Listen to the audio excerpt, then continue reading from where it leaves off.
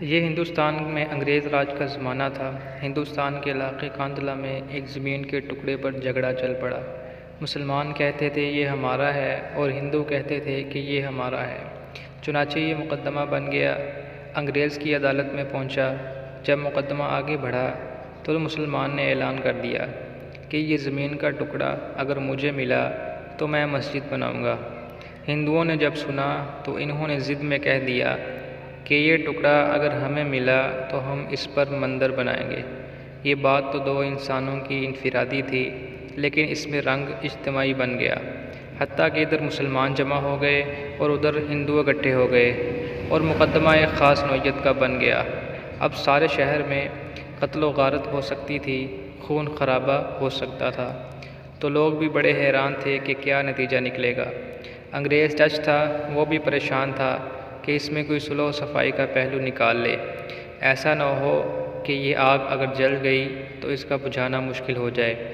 جج نے مقدمہ سننے کی بجائے ایک تجویز پیش کی کہ کیا کوئی ایسی صورت ہے کہ آپ لوگ آپس میں بات چیت کے ذریعے مسئلے کا حل نکال لیں۔ تو ہندوؤں نے ایک تجویز پیش کی کہ ہم آپ کو ایک مسلمان کا نام تنہائی میں بتائیں گے، آپ اگلی پیشی میں ان کو بلا لیجئے اور ان سے پوچھ لیجئے، اگر وہ کہیں کہ یہ مسلمانوں کی زمین ہے تو ان کو دے دیجئے، اور اگر وہ کہیں کہ یہ مسلمانوں کی زمین نہیں ہندوؤں کی ہے تو یہ ہمیں دے دیجئے۔ جب جج نے دونوں فریقین سے پوچھا تو دونوں فریق اس پر راضی ہو گئے۔ مسلمانوں کے دل میں یہ تھی کہ مسلمان ہوگا، جو بھی ہوا تو وہ مسجد بنانے کی ہی بات کرے گا۔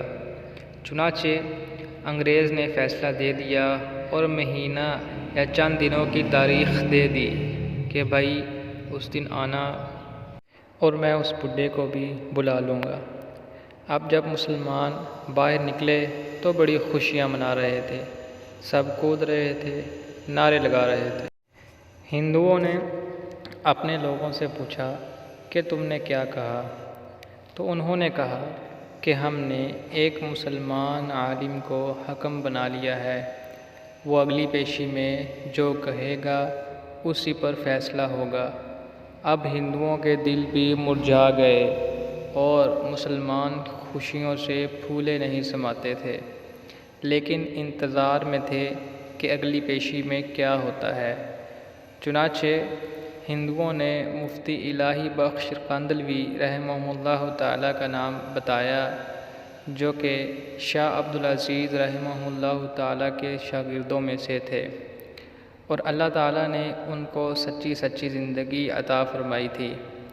مسلمانوں نے دیکھا کہ مفتی صاحب تشریف لائے ہیں تو وہ سوچنے لگے کہ مفتی صاحب تو مسجد بنانے کی ضرور بات کریں گے۔ چنانچہ جب انگریز جج نے پوچھا کہ بتائیے مفتی صاحب، یہ زمین کا ٹکڑا کس کی ملکیت ہے؟ مفتی صاحب کو چونکہ حقیقت حال کا پتہ تھا، انہوں نے جواب دیا کہ یہ زمین کا ٹکڑا ہندوؤں کا ہے۔ اب جب انہوں نے یہ کہا کہ یہ ہندوؤں کا ہے تو انگریز جج نے اگلی بات پوچھی کہ کیا اب ہندو لوگ اس کے اوپر مندر تعمیر کر سکتے ہیں؟ تو مفتی صاحب نے فرمایا کہ جب ملکیت ان کی ہے تو وہ جو چاہیں کریں گے، گھر بنائیں یا مندر بنائیں، یہ ان کا اختیار ہے۔ چنانچہ فیصلہ دے دیا گیا کہ یہ زمین ہندوؤں کی ہے، مگر انگریز نے فیصلے میں ایک عجیب بات لکھی۔ فیصلہ کرنے کے بعد لکھا کہ آج اس مقدمہ میں مسلمان ہار گئے مگر اسلام جیت گیا۔ جب انگریز نے یہ بات کہی تو اس وقت ہندوؤں نے کہا کہ آپ نے تو فیصلہ دے دیا، اب ہماری بات بھی سن لیجئے۔ ہم اسی وقت کلمہ پڑھ کر مسلمان ہوتے ہیں اور آج یہ اعلان کرتے ہیں کہ ہم اپنے ہاتھوں سے مسجد بنائیں گے۔ تو عقل کہہ رہی تھی کہ جھوٹ بولا کہ مسجد بنے گی، مگر مفتی صاحب نے سچ بولا اور سچ کا بول بالا۔ تو سچے پروردگار نے اس جگہ مسجد بنوا کر دکھلا دی۔ تو نتیجہ یہ نکلا کہ کئی مرتبہ نظر آتا ہے کہ جھوٹ بولنا آسان راستہ ہے، تو جھوٹ بولنا آسان راستہ بالکل بھی نہیں ہے، یہ کانٹوں بھرا راستہ ہوا کرتا ہے۔ جھوٹے سے اللہ تعالیٰ نفرت کرتے ہیں، انسان نفرت کرتے ہیں، اور انسان اعتماد کھو بیٹھتا ہے۔ ایک جھوٹ کو بولنے کے لیے کئی جھوٹ بولنے پڑتے ہیں، لہٰذا جھوٹی زندگی گزارنے کی بجائے سچی زندگی کو اختیار کیجیے۔ اس پر پروردگار آپ کی مدد فرمائے، آمین۔ اگر ویڈیو اچھی لگے اس کو لائک کر دیں، چینل کو سبسکرائب کر دیں، اور اس کے ساتھ ساتھ بیل آئیکن کے بٹن کو بھی پریس کر دیں تاکہ ہماری آنے والی ہر ایک نئی ویڈیو سب سے پہلے آپ تک پہنچ سکے۔